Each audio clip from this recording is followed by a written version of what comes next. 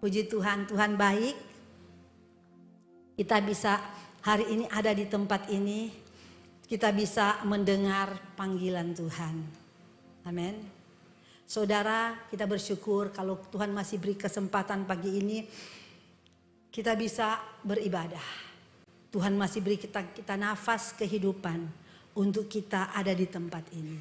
Dan semua karena kasih setia Tuhan yang luar biasa. Pagi ini kita ada di tempat ini, Tuhan sudah memanggil kita bukan hanya beribadah, tapi Tuhan merindukan lebih daripada itu. Di mana Tuhan rindu supaya kita membangun hubungan dengan Tuhan. Amin. Jadi ibadah bukan sekedar rutinitas, bukan sekedar jadwal. Setiap minggu kita harus datang di tempat ini karena kita orang percaya. Tapi ini panggilan Tuhan untuk saudara dapat membangun hubungan dengan Tuhan. Kalau saudara melihat Ibrani pasal 10 ayat 25, tolong ditampilkan ayat ini. Ibrani 10 ayat 25, kita akan baca ayat ini bersama-sama. Ibrani 10 ayat 25. 2-3.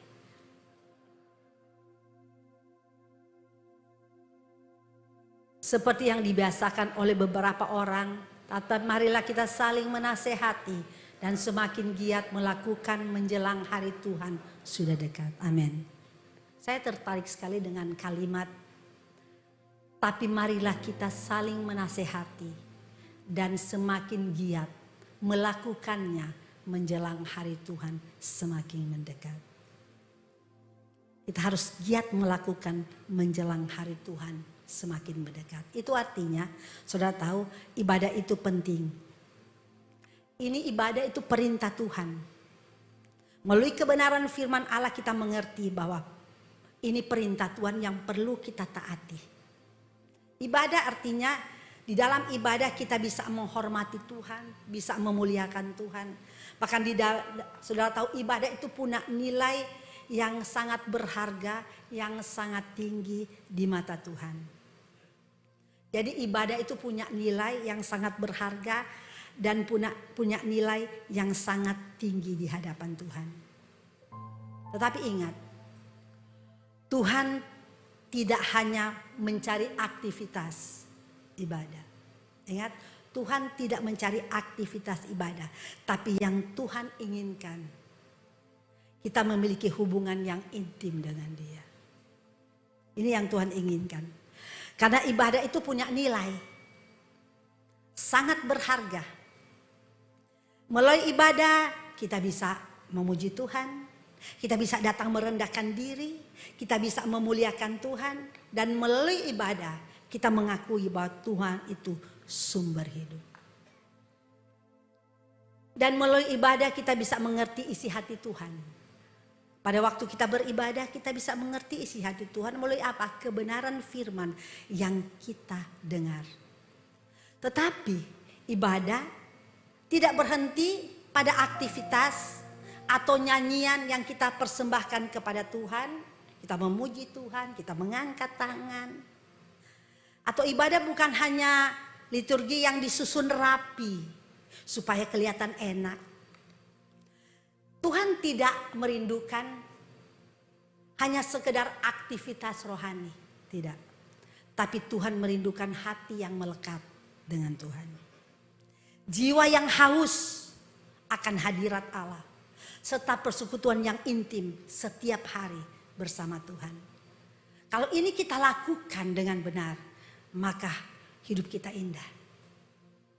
Kita akan menikmati keindahan hidup bersama Tuhan. Jadi Tuhan tidak mencari penyembahan bibir. Tidak.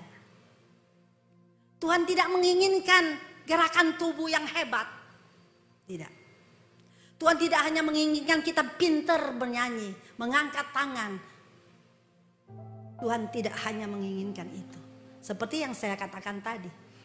Bahwa kalau saudara melihat tadi pujian luar biasa. Mereka dipakai Tuhan pagi ini, hari ini. Bukan hanya bibir, tapi gerakan tubuh juga membuat kita termotivasi untuk memuji Tuhan. Amin, betul kan? Memang itu pimpin pujian depan itu menentukan. Jadi bisa menarik suasana hadirat Allah turun. Kalau pimpin pujian kayak patung di depan, bagaimana tuh jemaat melihat? Tentu tidak kan? Sebab itu setiap kali saya katakan kepada orang-orang yang pimpin pujian, kepada mereka di depan kalau memimpin pujian bukan cuma mulut yang bergerak, tapi seluruh tubuh ini juga bergerak. Supaya orang bisa melihat kita. Tapi Tuhan bukan hanya melihat juga itu. Walaupun kita menari-nari di depan, aktivitas kita luar biasa. Seperti saya katakan Kesia tukang pimpin pujian luar biasa. Seluruh badan goyang. Saya senang sekali melihat dia kalau pimpin pujian. Termotivasi. Karena dia punya semangat yang luar biasa. Tapi saudara tahu, bukan itu yang Tuhan cari. Itu penting. Untuk menarik kita, untuk menghadirkan suasana surga, itu semua harus terlibat. Bukan hanya mulut yang terlibat, tubuh harus terlibat, hati juga harus terlibat. Batin ini harus terlibat. Terlibat apa? Terlibat hubungan dengan Tuhan. Karena apa? Kita membangun hubungan dengan sesama, kita membangun hubungan dengan Tuhan.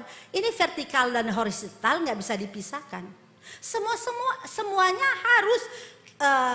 harus kita lakukan. Karena apa? Tuhan bukan mencari mencari penyembahan bibir. Tetapi yang Tuhan inginkan, yang Tuhan mau, relasi yang melekat. Persekutuan yang intim. Hati yang tinggal di dalam dia. Hati yang sungguh-sungguh mencari dia. Hati yang sungguh-sungguh mengasihi dia. Ini yang Tuhan cari. Sebab ibadah tanpa hubungan itu menjadi ritual. Tapi ibadah yang dibangun dengan hubungan yang benar akan melahirkan ibadah yang sejati. Sebab itu kan firman Allah katakan Roma 12 ayat 1, persembahkan tubuhmu menjadi satu korban yang kudus dan berkenan kepada Allah. Itu ibadah yang sejati. Persembahkan tubuh menjadi satu korban yang kudus dan berkenan kepada Allah. Itu ibadah yang sejati. Hidup yang berkenan, hidup yang terhubung dengan Tuhan, hidup yang melekat dengan Tuhan, hidup yang punya keintiman dengan Tuhan, itu akan menghasilkan ibadah sejati. Kenapa Tuhan menginginkan hubungan? Sebab Tuhan tidak mencari gerakan, hanya gerakan tubuh. Tapi Tuhan mencari keterikatan hati. Itu yang Tuhan cari. Sudah tahu, sejak awal manusia diciptakan bukan hanya untuk hidup, bukan hanya untuk bernafas. Tapi Tuhan menciptakan kita untuk bersekutu. Untuk memantulkan kemuliaan Tuhan di bumi. Itu tujuan Tuhan menciptakan. Kita sudah belajar dalam kitab Efesus bagaimana tujuan Allah menyelamatkan kita. Sejak awal Tuhan menciptakan kita, tujuan apa kita sudah belajar bersama-sama minggu-minggu yang lalu. Jadi saudara, Bapak Ibu, bahwa manusia itu memiliki nilai yang sangat tinggi di hadapan Allah pada waktu Allah menciptakan manusia. Jadi saudara, nilai manusia itu tidak diukur dari kemampuan kita. Tidak diukur dari kekayaan yang kita miliki. Tidak diukur oleh status atau sosial yang ada pada kita. Tidak diukur dari itu. Tuhan tidak melihat kehebatan. Tuhan tidak melihat seberapa banyak kekayaan saudara. Sepintar apa saudara. Seluar biasanya saudara. Tuhan tidak melihat itu. Tapi saudara, kita tahu bersama pada waktu Allah menciptakan manusia. Allah menciptakan sesuai dengan gambar Allah. Sesuai dengan rupa Allah. Di dalam Kejadian 1 ayat 27. Maka manusia ini dirancang dalam relasi dengan Tuhan. Jadi kita dirancang dengan relasi, punya hubungan dengan Tuhan. Bukan dirancang tidak punya tujuan, punya tujuan. Tujuan untuk membangun relasi dengan Tuhan. Sebab itu saudara, kita perlu melekat dengan Tuhan. Tanpa kita melekat dengan Tuhan, tanpa kita punya hubungan, relasi dengan Tuhan, tanpa keintiman dengan Tuhan, maka kita akan kehilangan identitas sejati. Kita akan kehilangan identitas sejati. Jati diri, nilai hidup akan kehilangan kalau kita tidak punya hubungan dengan Tuhan. Banyak orang tidak melekat dengan Tuhan, tidak terhubung dengan Tuhan. Sebab itu, orang-orang yang seperti ini yang tidak terhubung, yang tidak melekat, tidak punya keintiman dengan Tuhan adalah orang-orang yang sulit membedakan manakah baik, mana yang benar, mana yang salah. Mana yang baik, mana yang buruk. Mana yang layak diperjuangkan, mana yang menjadi prioritas. Dia nggak bisa membedakan. Dia nggak bisa tahu karena dia tidak terhubung dengan Tuhan. Sebab kehilangan hubungan itu adalah kehilangan kompas hidup. Kehilangan hubungan adalah sama dengan kita kehilangan kompas hidup. Kita tidak mengerti apa yang kita lakukan karena kita kehilangan hubungan. Benar atau salah, baik atau buruk. Bahkan banyak orang akan bisa mengambil keputusan-keputusan yang salah karena dia tidak terhubung dengan Tuhan, tidak melekat, tidak melengket dengan Tuhan. Orang yang tidak melengket dengan Tuhan, tidak terhubung, tidak punya keintiman dengan Tuhan, dia akan melakukan cara hidupnya, dia akan lakukan dengan kehendaknya sendiri, dengan maunya sendiri. Sebab itu jangan heran banyak orang yang gagal. Ujung-ujungnya rugi, ujung-ujungnya kecewa. Kenapa? Karena kehilangan hubungan. Kelihatannya dari cara hidup ke gereja. Kelihatannya doa. Kelihatannya menyanyi buat Tuhan. Tapi sebenarnya dia tidak punya hubungan, tidak punya keintiman. Dan ini bisa terlihat dari cara hidupnya. Kita bisa lihat dari cara hidup orang yang terhubung, orang yang punya keintiman, orang yang melekat dengan Tuhan, itu terlihat dari cara hidup. Cara hidupnya gampang marah, sensitif, mudah tersinggung, sulit mengampuni, hidup dengan kepahitan. Sebab apa? Ini yang terjadi kepada orang-orang yang kehilangan relasi, tidak intim, tidak membangun hubungan dengan Tuhan. Dengan cara itu, cara seperti ini, perbuatannya sehari kita bisa lihat. Orang yang suka marah, apa-apa sedikit marah, sensitif sedikit. Gak boleh kata-kata apa dia sudah tersinggung, sensitif. Gak mau mengampuni. Kalau ada orang salah, dia sudah gak mau mengampuni. Orang yang selalu hidup dalam kepahitan, pikiran selalu negatif. Yang ada di pikiran dia cuma pikiran yang negatif. Kenapa hal ini terjadi? Karena dia kehilangan relasi. Kasih Allah itu gak bisa mengalir dengan sempurna dalam hatinya. Kasih Allah itu gak bisa mengalir dengan sempurna. Karena apa? Karena ada hal yang menyumbat, ada hal yang menghalangi dia untuk menikmati kasih ini. Sehingga cara hidupnya gak benar walaupun dia ada di gereja. Walaupun dia berdoa, tapi semua yang dia lakukan cuma aktivitas, cuma formalitas. Karena dia orang Kristen, dia harus ke gereja. Supaya orang lihat ada di gereja. Tuhan bukan hanya minta kita ada di gereja, tapi Tuhan mau hubungan. Ini penting. Badan saudara ada di gereja, saat ini saudara di gereja, tapi bagaimana hubunganmu dengan Tuhan hati ini? Apakah saudara ada di sini tapi pikiranmu masih di mana-mana, jalan ke sana sini, mesti pikir aduh sebentar gimana mau ketemu orang, ini lagi janjian. Ada mungkin aduh lupa, udah komfornya udah mati belum ya? Mati belum? Baru keluar sebentar, kompor, nyala. Di sini mungkin nggak ada, tapi mungkin pernah ada. Pernah ada nggak? Aduh nanti kebakaran gimana? Aduh nasi saya tadi tak taruh di meja nggak tutup. Sementara ibadah ingat makanan di meja nggak tutup. Aduh nanti ada lalat gimana ya? Terpaksa telepon lagi ke rumah. Kalau nggak ada pembantu di rumah, terpaksa dia pulang sebentar lari-lari, baru balik lagi ke gereja. Semoga di sini tidak ada. Amin. Mungkin pernah ada? Nah, kalau pernah ada nggak apa-apa, yang penting bertobatlah sekarang. Makanya sebelum kita ke gereja, kita harus lihat baik-baik semuanya. Apakah betul komfor, udah kipas angin sudah mati, ya itu harus diperhatikan. Jangan buru-buru semuanya belum mati, akhirnya sampai di gereja baru masuk gereja ingat pulang lagi. Baru satu pulang, ini lagi balik-balik, akhirnya nggak ke gereja, nggak punya hubungan, nggak persiapkan diri dengan baik. Orang-orang yang gak punya hubungan dengan Tuhan, pikiran mereka gelap. Pikiran mereka gelap dan hati mereka tumpul. Tidak peka terhadap dosa. Melakukan hidup dalam dosa tapi merasa tidak bersalah. Merasa biasa, muka tebal. Hidup dalam dosa tapi cuek gitu, kayak orang nggak peduli. Ini orang-orang yang model orang-orang yang nggak peka. Hati nurani mereka keras. Secara luar mungkin mereka beribadah tapi mestinya kosong. Sebenarnya mereka di dalam tuh kosong, nggak punya apa-apa. Mungkin juga ada yang terlibat dalam pelayanan. Dan dia hebat kalau melayani Tuhan. Tapi Tuhan tidak pernah menilai kehebatan manusia.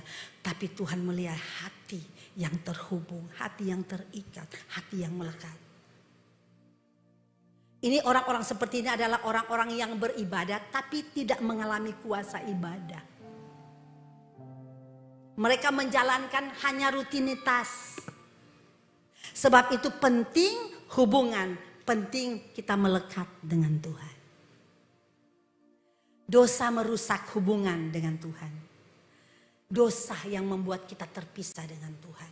Sebab itu jemaat selalu saya katakan jangan simpan dosa. Jangan hidup dalam dosa. Dosa itu banyak. Kepahitan, marah, dendam, dengki. Gak bisa lihat orang berhasil, sakit hati, cemburu. Itu semua banyak. Kalau mau bilang satu-satu terlalu banyak. Tapi saya percaya saudara yang sering mendengar firman Allah tahu apa arti dosa. Sebab itu Yesus datang ke dunia untuk apa? Untuk memulihkan kita dari dosa. Efesus pasal 2 ayat 13 tolong ditampilkan.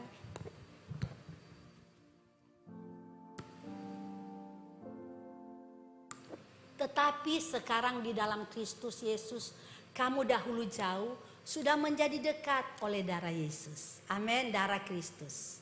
Ini Efesus katakan. Dulu kita jauh karena dosa. Tapi setelah kita percaya kepada Yesus, Yesus kembali memulihkan hubungan kita dengan Allah. Jadi tadinya jauh menjadi dekat. Tadinya tidak punya hubungan, tapi Yesus datang mengembalikan hubungan dengan Tuhan. Jadi kita tidak lagi jauh, tapi kita dekat. Jadi sebab itu keselamatan bukan hanya pengampunan, tetapi pemulihan relasi. Jadi bukan hanya pengampunan tapi pemulihan relasi. Saudara kan tahu bahwa keselamatan itu Tuhan mengampuni. Betul, semua tahu. Tapi kalau cuma sekedar ditahu bahwa kita diampuni dosa, tapi tidak dipulihkan relasi kita dengan Tuhan, itu sama aja bohong. Yesaya 59 ayat 2 berkata bahwa yang memisahkan kita dengan Tuhan adalah dosa. Ini yang membuat kita terpisah dengan Allah. Dan sejak manusia jatuh ke dalam dosa, dalam Kejadian 3 ayat 15, dikatakan bahwa Tuhan mengadakan permusuhan, kita menjadi seteru dengan Tuhan. Sejak dosa membuat kita terpisah menjadi seteru dengan Tuhan. Tetapi saudara, Yesus datang mengembalikan.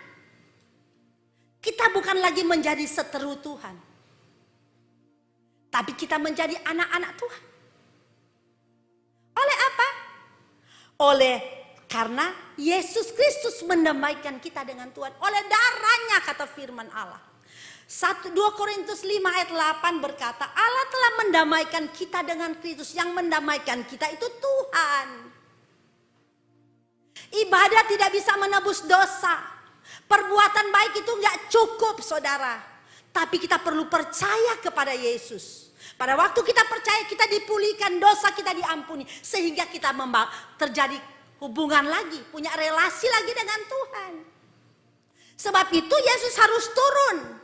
Dia turun ke dunia bukan hanya mengajar tentang kebenaran. Tapi dia memulihkan hubungan kita dengan Tuhan.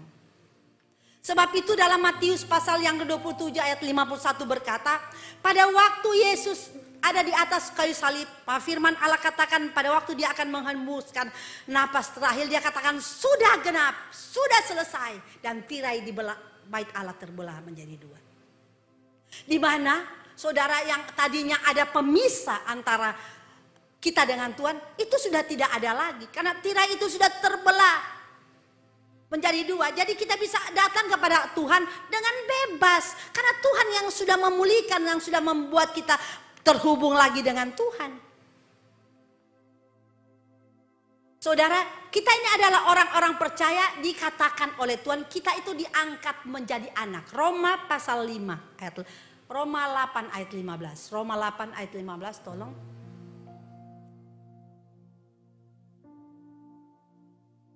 Sebab kamu tidak menerima roh perbudakan yang membuat kamu menjadi takut lagi. Tapi kamu telah menerima roh yang menjadikan kamu anak Allah. Oleh roh itu kita berseru ya Aba, ya Bapa. Firman Allah katakan, setelah kita percaya, kita diangkat menjadi anak. Saudara sudah belajar minggu lalu tentang pada waktu kita percaya kita dimeteraikan oleh roh. Kita sudah diangkat menjadi anak. Pengangkatan ini terjadi pada waktu kita percaya. Jadi pada waktu kita percaya, kita diangkat menjadi anak. Dosa kita diampuni. Kita dibenarkan oleh iman. Dan kita angkat menjadi anak. Sebab itu dalam Yakobus 1 ayat 12. Semua orang yang menerimanya diberi kuasa menjadi anak. Yakobus 1 ayat 12. Semua orang yang menerimanya diberi kuasa untuk menjadi anak. Yakobus 1 ayat 12 ya. Mungkin ayatnya salah ya. Semua orang yang Yohanes 1. Oh ya maaf. Yohanes 1 ayat 12. Semua orang yang menerimanya diberi kuasa untuk menjadi anak. Jadi saudara waktu percaya kita sudah jadi anak. Identitas kita berubah. Anak. Dan saudara tahu anak. Anak itu berarti dia ada punya hubungan dekat dengan Bapa. Tuhan mengangkat kita menjadi anak. Ini bersifat kekal. Tuhan mengangkat kita menjadi anak itu tak bisa dibatalkan. Kita menjadi masuk dalam keluarga Allah. Kita menerima warisan. Kita memiliki hak penuh masuk dalam keluarga Allah. Semua terjadi karena Kristus sudah lakukan itu buat saya dan saudara. Sebagai anak, tentu Bapa selalu merindukan anak. Ini yang ada di hati seorang Bapa, merindukan anak. Sebab itu kalau kita lihat kisah dalam firman Allah, anak yang bungsu pergi meninggalkan Bapa, menghabiskan hartanya, dia pergi jauh. Tapi saudara tahu, pada waktu anak itu kembali, Bapak itu luar biasa, sangat gembira, sangat sukacita, sangat senang. Dari jauh pada waktu dia melihat anak.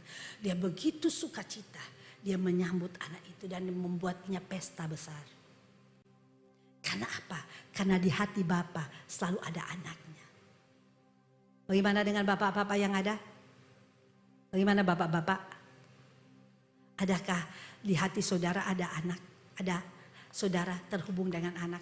Mungkin anak saudara ada orang tua yang sudah lama tidak berhubungan dengan anak.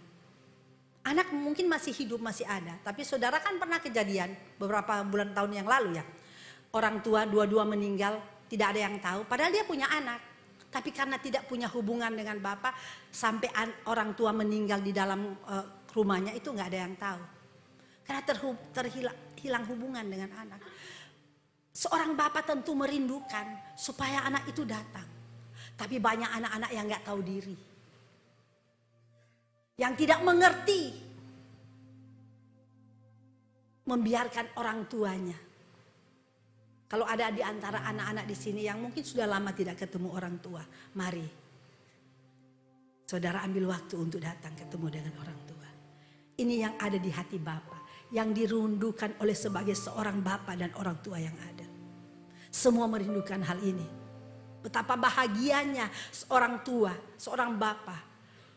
Pada waktu anak itu datang bertemu dengan. Walaupun anak mungkin saudara tidak bisa membawa apa-apa. Ada kan anak berpikir bagi saya belum berhasil. Jadi saya belum mau ketemu keluarga. Saya belum mau pulang karena saya belum berhasil. Jangan tunggu berhasil lah saudara. Kalau saudara mau tunggu berhasil berketemu dengan Bapa. Kalau saudara gak berhasil sampai mati gak ketemu Bapa. Karena sebagai orang tua tentunya orang tua nggak merindukan kalau kita datang harus bawa macam-macam, harus bawa kulkas, harus bawa segala macam, emas berapa kilo. Nggak perlulah. Saudara datang dengan hati yang tulus karena rindu ketemu itu sudah membahagiakan orang tua.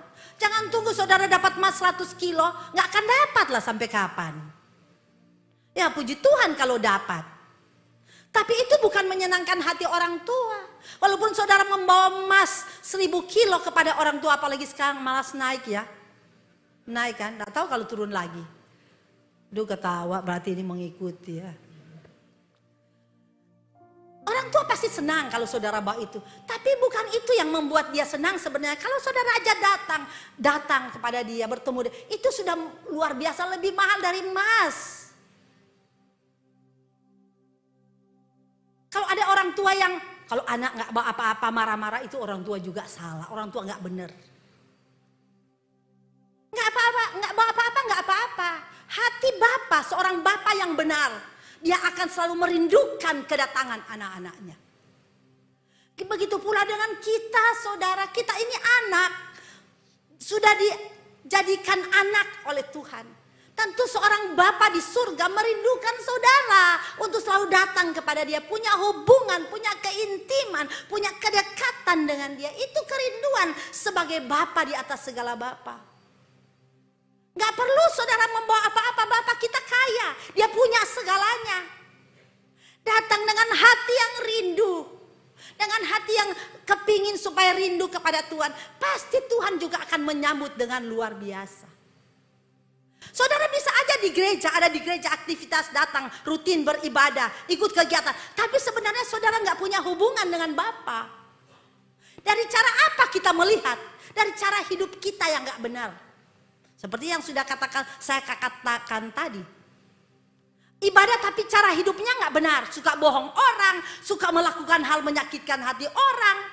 Cara hidupnya cara hidup orang dunia. Itu tanda bahwa dia bukan anak. Mungkin saudara ada di gereja tapi cara hidup saudara tidak menggambarkan bahwa saudara ini anak Tuhan. Anak-anak Bapa di surga. Dan Tuhan merindukan kalau dia sudah angkat kita jadi anak. Cara hidup kita harus sama seperti Bapa. Itu tujuan Tuhan datang ke dunia. Tujuan Tuhan datang ke dunia untuk apa? Untuk menebus, menjujikan, menguduskan kita. Itu tujuan Tuhan datang ke dunia. Dan Tuhan mau supaya hidup seperti yang tujuan Tuhan datang. Kalau dia datang lalu kita tidak melakukan hal itu, sia-sia kedatangannya. Itu artinya kita bukan anak. Bukan anak Allah. Jangan datang kepada Bapa. Kalau ada masalah baru saudara mau datang. Kalau ada persoalan baru saudara mau datang. Kalau ada pergumulan baru saudara mau datang. Kalau sudah nggak tahu mau ngapain baru saudara mau datang kepada Bapa. Jangan tunggu dulu seperti itu. Karena saudara yang Tuhan mau, kita mau datang kepada Dia karena kita mengasihi Bapa. Kita mau datang karena kita merindukan Bapa. Kita mau datang karena kita ingin bersekutu dengan Bapa. Kita mau datang karena kita ingin membangun hubungan dengan Bapa. Itu yang harus menjadi tujuan kita. Tapi walaupun kalau saat ini mungkin saudara hari-hari ini belum melakukan hal ini, tidak ada waktu terlambat bagi kita. Kemurahan Allah masih terbuka, tangan Allah masih tetap menunggu saya dan saudara untuk datang dengan ketulusan, dengan kerinduan untuk bersekutu, untuk membangun hubungan dengan Dia, untuk terikat dengan Dia. Karena Allah kita penuh kasih. Allah kita penuh kasih. Walaupun kita tidak seringkali kita mau datang kepada Tuhan kalau sudah bentur dengan masalah besar, baru mau datang ke gereja setia, nangis-nangis, ingusnya sampai panjang. Tuhan gak pernah menolak, Tuhan tetap menunggu kita, Tuhan tetap merindukan kita. Walaupun itu yang sering kita lakukan. Nanti ada masalah baru datang ke gereja. Kalau gak ada masalah apalagi dalam keadaan happy, diberkati. Lupa Tuhan sumber hidup. Lupa bahwa Tuhan itu yang terpenting, prioritas utama itu Tuhan dalam hidupnya. Lupa. Seringkali kan kita manusia seperti ini. Tapi Allah kita bukan Allah yang jahat. Dia tetap mengasihi saya karena Dia selalu ingin rindu ke hubungan. Dia rindu keintiman. Saudara, dalam Mazmur pasal 42 ayat 2, di sana dikatakan, Mazmur 42 ayat 2, tolong ditampilkan. Untuk pemimpin biduan, nyanyian pengajaran Bani Korah, seperti rusa merindukan sungai, demikian jiwaku merindukan engkau. Sudah tahu, seperti rusa. Ini yang Tuhan mau, supaya kita seperti rusa yang merindukan sungai. Sudah tahu rusa? Rusa itu kalau dia kepingin minum air, dia nggak peduli apa yang ada. Walaupun ada binatang buas, dia tahu, dia nggak peduli, dia akan berusaha mendapatkan air. Jadi halangan, tantangan tidak akan membuat dia untuk menghalangi dia untuk mencari sungai, untuk mencari air. Tidak akan menghalangi dia untuk mendapatkan air. Itu rusa. Dan ini yang Bani Korah katakan. Seperti rusa. Seperti inilah yang Tuhan inginkan kepada kita. Seperti ini yang Tuhan rindukan ada dalam hidup kita. Jangan sampai halangan-halangan itu membuat saudara tidak punya kerinduan untuk bertemu dengan Tuhan. Jangan sampai banyak hal halangan membuat kita tidak punya kerinduan untuk bersekutu, terikat dengan Tuhan. Jangan sampai saudara. Mazmur 63 ayat 2. Mazmur 63 ayat 2. Demikianlah aku memandang kepadamu di tempat kudus sambil melihat kekuatanmu dan kemuliaanmu. Pemazmur Daud ini adalah ungkapan Daud. Pada waktu Daud menulis ini, Daud dalam keadaan dia berada di tempat yang gersang. Sangat gersang. Kering. Tapi saudara tahu, ini bukan jadi masalah utama karena dia berada di tempat kering, tidak. Tapi yang menjadi masalah, dia terjadi kekeringan rohani dalam hidupnya. Tempat yang pada waktu dia menulis saat ini, dia berada di tempat yang tandus, kering. Tapi itu bukan menjadi penghalang bagi dia. Bukan itu yang dia katakan, Tuhan supaya tanah saya ini subur, bukan. Tapi dia sedang mengalami hati yang kering. Hati yang gersang. Sebab itu dia merindukan Tuhan. Dia merindukan keintiman. Dia merindukan hubungan dengan Tuhan. Ini yang Tuhan mau. Jangan sampai kegersangan dunia ini membuat saudara tidak rindu untuk bertemu dengan Tuhan. Sebab saya mau katakan, orang yang selalu merindukan Tuhan adalah orang yang sangat berbahagia. Saudara tahu Tuhan adalah sumber hidup, sumber kekuatan. Daud selalu merindukan supaya ada persekutuan yang indah dalam Tuhan. Ini yang dia rindukan. Sebab itu dalam Mazmur 143 ayat 6 berkata, aku mengadakan tanganku kepadamu, jiwaku haus kepadamu seperti tanah yang kering. Jiwanya haus, yang dia rindukan jiwanya rindukan itu Tuhan. Dunia tidak dapat membuat saudara puas, dunia tidak dapat membuat saudara bahagia. Seringkali saudara mungkin bisa aja manusia punya segalanya, punya fasilitas, punya kenyamanan, punya harta, punya kedudukan. Tapi saya mau katakan bukan itu yang membuat kita puas. Itu tidak akan memuaskan dan membahagiakan kita. Yang membahagiakan kita dan memuaskan kita hubungan intim dengan Tuhan. Itu yang membahagiakan kita. Banyak orang yang punya segalanya, tapi sebenarnya jiwanya lagi menangis, lagi menjerit, kosong.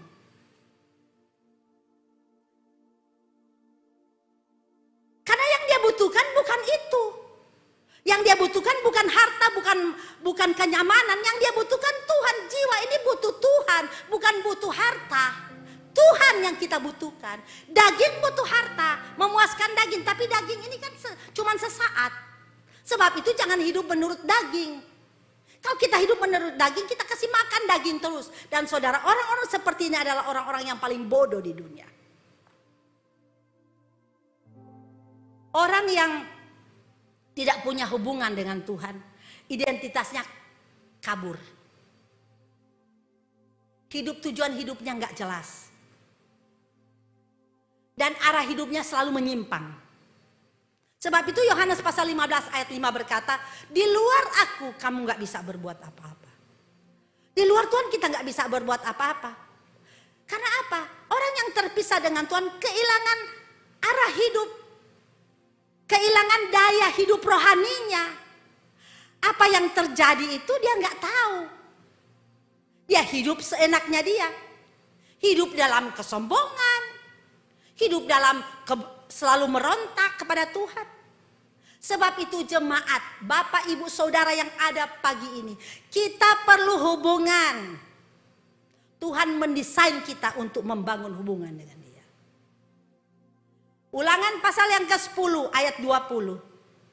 Firman Allah katakan, engkau harus takut akan Tuhan Allahmu, kepadamu engkau harus beribadah dan berpaut, demi namanya haruslah engkau bersumpah. Kata berpaut di sini artinya terikat total dengan Tuhan. Harus melekat, tidak bisa terpisah. Dan ini digambarkan seperti seorang suami istri. Suami istri itu setelah mereka dipersatukan dalam pernikahan, mereka terikat. Terikat dengan janji. Di mana pada waktu mereka sudah diteguhkan, mereka terikat dengan janji bahwa tidak ada yang dapat memisahkan mereka, siapapun kecuali maut. Terikat dengan janji. Sebab itu orang yang mau menikah, satu kali aja menikah. Kalau masih ada, jangan menikah berapa kali, kecuali maut. Jadi sudah ada ikatan janji di hadapan Allah. Gak bisa dipisahkan oleh siapapun. Kalau meninggal bisa. Jadi selama pasangan kita masih hidup, jangan kita berpisah dengan mereka. Karena sudah terikat janji. Orang yang tidak taat kepada perintah ini, saudara. Ini adalah orang-orang yang, saya mau katakan orang-orang yang hidupnya sangat malang. Jadi anak muda ya, kalau menikah cari yang baik-baik. Jangan sampai baru 3 bulan, 1 tahun lalu pisah. Kalau bisa satu untuk selamanya. Kalau toh mungkin pasangan kita melenceng, mungkin dia itu, kita tetap mempertahankan diri untuk hidup benar di hadapan Allah. Jangan pikir, oh karena dia begitu saya juga begitu. Gak bisa, anak Tuhan bukan seperti itu modelnya. Itu adalah orang-orang yang gak terhubung dengan Tuhan. Gak punya terikat dengan Tuhan. Tapi ikatan kita dengan Tuhan itu tetap selamanya. Karena Tuhan mengikat kita pada waktu Tuhan mempersatukan kita. Dia mengikat kita. Itu perjanjiannya darah. Yesus datang mendamaikan kita dengan Allah, membuat kita terhubung dengan Tuhan, itu darah. Dia mati mencurahkan darah. Dan perjanjian ini gak ada satu orang pun yang bisa menggugat. Tidak ada satu orang pun yang bisa melepaskan. Ini terhubung sampai kekekalan. Kalau di dunia kita sama suami istri, kalau sudah meninggal suami atau istri, kita sudah bebas dari janji ini. Tapi dengan Tuhan gak bisa. Tetap kekal selamanya. Ini terhubung dari dunia sampai surga. Karena apa? Setelah kita mati, kita akan terus hidup. Kita akan secara daging memang akan mati, akan menjadi tanah. Tapi roh kita kan hidup. Dan roh ini yang akan membangun hubungan dengan Tuhan sampai pada kekekalan. Jadi hubungan kita dengan Tuhan bukan hanya terjadi di dunia. Hubungan kita dengan Tuhan akan kekal sampai di surga. Sampai kita ketemu Tuhan. Kalau hubungan suami istri setelah mati nanti sudah putus hubungan. Apabila dua-dua meninggal, kalau lebih dulu suami lebih dulu meninggal, baru istri nyusul. Bukan berarti setelah istri nyusul, suami kan sudah duluan di sana, lalu kita baru nyusul gitu, lalu suami lalu peluk-pelukan, gak ada di sana begitu. Karena kita nggak hidup lagi dengan daging di sana, keinginan daging sudah nggak ada, udah mati, nggak ada. Buru-buru cepat-cepat mati, Tuhan mati supaya mau ketemu sama suamiku di sana. Ketemu mungkin, iya nggak apa-apa, tapi hubungan suami istri udah nggak ada. Lalu kita berpikir, saya membangun keluarga di surga. Enggak ada. Kita sudah di keluarga Allah. Semua sudah menjadi keluarga Allah. Hubungan suami istri sudah enggak ada lagi di sana. Tapi hubungan dengan Tuhan tetap ada. Enggak putus. Karena ini adalah hubungan perjanjian yang sudah dimeteraikan oleh darah. Jadi gak akan putus. Sebab itu jaga hubungan saudara sejak sekarang sampai kekekalan. Jangan sampai hubungan ini putus. Supaya apabila nanti kita dipanggil Tuhan, hubungan itu tetap ada. Karena kita akan tetap hidup. Roh kita akan tetap hidup. Kita akan punya hubungan dengan Bapa. Memang semua roh kan akan hidup. Tapi jangan sampai setelah kita mati roh kita hidup. Tapi kita gak punya hubungan dengan Bapa di surga. Hubungan kita di tempat lain. Dengan dimana yang kita ikuti. Jangan sampai jadikan, sebab itu biarlah Bapa menjadi, Tuhan itu menjadi Bapa kita. Jangan iblis menjadi Bapa kita. Kalau iblis menjadi Bapa kita selama kita di dunia, setelah kita mati kita pergi ke dia. Bapa kita itu iblis. Dia tunggu kita di sana. Tapi betapa bahagianya kita. Kalau kita punya terhubung dengan Bapa di surga. Bapa di surga menunggu kita. Dan saya mau katakan orang-orang seperti ini adalah orang-orang yang berbahagia. Artinya setelah kita menjadi anak Tuhan, kesetiaan kita harus terikat total kepada Dia. Sebab itu ibu bapak ibu jemaat yang ada, kita perlu menjaga hubungan. Jangan cuma asal beribadah, bukan cuma sekedar rutinitas. Ritual sudah datang hari Minggu datang beribadah, tapi harus menjaga hubungan dengan Tuhan. Nah ini kan gak mudah. Bagaimana caranya? Hidup dalam kebenaran. Hidup dipimpin roh. Roh itu yang akan memimpin kita. Karena waktu Yesus naik, roh itu turun. Untuk apa dia turun? Menolong kita. Supaya kita dapat menjalankan hidup, mempunyai hubungan dengan Bapa. Karena hanya roh yang dapat membuat kita punya hubungan dengan Bapa. Roh Kudus, bukan roh daging. Roh daging gak bisa. Jadi hubungan kita dengan Tuhan itu kekal sampai selama-lamanya. Amin. Haleluya. Bukti.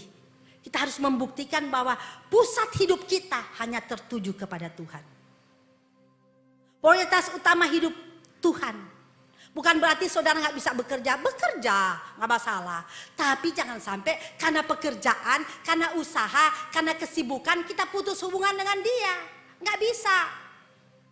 Karena kita di dunia harus bekerja, karena kita perlu makan. Tapi bukan itu segalanya. Tujuan kita itu bukan dunia loh. Tujuan kita ini bukan di dunia. Kita cuma sementara di dunia kata firman Allah. Tapi tujuan kita itu bersama Tuhan di surga. Sebab itu ibadah. Ibrani 10 ayat 25. Ibrani 10 ayat 25. Tolong ditampilkan. Janganlah kita menjauhkan diri dari pertemuan-pertemuan ibadah. Kita seperti biasakan beberapa orang. Tapi marilah kita saling menasehati, semakin giat melakukan menjelang hari Tuhan sudah mendekat. Ini harus kita lakukan, tapi bukan rutinitas. Bukan, tapi kita harus beribadah karena kita ingin membangun hubungan. Yesaya pasal 29 ayat 13. Yesaya 29 ayat 13. Dan Tuhan telah berfirman, oleh karena bangsa ini datang mendekat dengan mulutnya dan memuliakan aku dengan bibirnya, padahal hatinya menjauh daripadaku dan ibadahnya kepadaku hanyalah perintah manusia yang dihafalkan. Ini Tuhan tegur kepada bangsa Israel. Mereka datang kepada Tuhan cuman bibir. Yang seperti saya katakan tadi, Tuhan tidak melihat aktivitas tubuh bibir, tapi Tuhan melihat hati. Keterikatan kita dengan Tuhan. Jelas ini menggambarkan, mungkin kita di gereja sering menyanyi, memuji Tuhan, mengangkat tangan. Tapi sebenarnya kita gak punya hubungan. Gak pernah tersentuh, gak pernah sungguh-sungguh kepada Tuhan. Ibadah cuma rutinitas, doa itu formalitas. Firman gak pernah dilakukan, firman gak pernah direnungkan.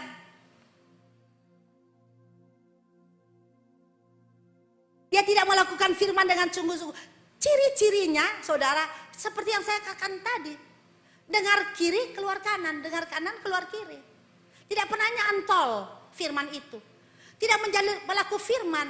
Tidak melakukan apa yang Tuhan mau. Anak Tuhan harus melakukan apa yang Tuhan mau. Bukan cuma dengar di gereja lalu sebentar kita lupa. Cara hidupnya gak benar. Bukan seperti itu anak Tuhan. Anak Tuhan harus memiliki karakter Tuhan. Karakter Bapa. 2 Timotius 3 ayat 5 berkata. Secara lahiriah mereka menjalankan ibadah. Tetapi pada hakikatnya mereka memungkiri kekuatan, jauhilah mereka. Jadi kuasa ibadah nggak ada kepada orang. Secara lahiriah datang, tiap minggu datang, Selasa wanita, doa, Kamis datang, Kompria datang, Haleluya Family datang. Tapi kuasa ibadah nggak ada kepada mereka. Karena mereka tidak menjalankan apa yang Tuhan inginkan. Kehilangan kuasa. Tuhan menciptakan manusia apa? Untuk menyembah Dia. Untuk membangun hubungan dengan Dia. Keintiman ini penting. Sebab itu kan Yohanes katakan di luar aku kamu gak bisa berbuat apa-apa. Di luar Tuhan. Kita harus punya keintiman. Kita harus dekat. Harus terhubung dengan Tuhan. Karena apabila kita terhubung dengan Tuhan, maka jalan kita akan baik. Dia akan menjadi kompas hidup. Dia akan menuntun langkah kita. Dia akan mengajar kepada kita apa yang baik. Dia akan membawa kita ke hal-hal yang indah.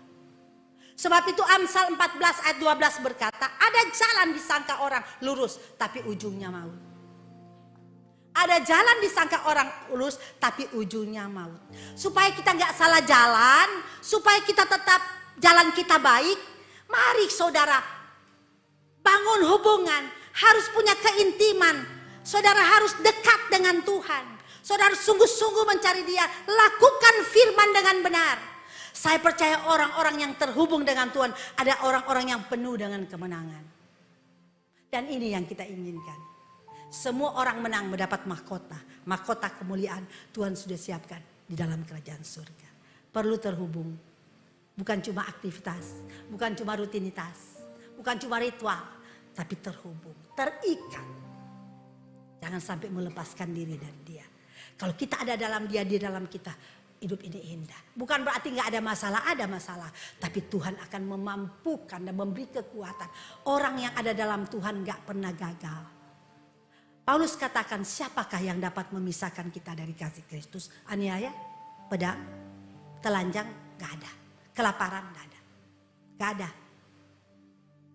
Ini yang Tuhan inginkan. Tetap melekat walaupun saat ini dalam situasi nggak enak, secara daging menyakitkan. Saudara saya ini dalam keadaan susah, dalam keadaan terpuruk, ada di titik nol. Tapi jangan tinggalkan Tuhan. Tetap bangun hubungan dengan Tuhan, karena di situ saudara akan melihat kekuatan Tuhan, kuasa Tuhan yang dahsyat, yang akan mengangkat, menolong, memberikan jalan keluar dan mujizat dalam hidupmu. Haleluya, Tuhan memberkati.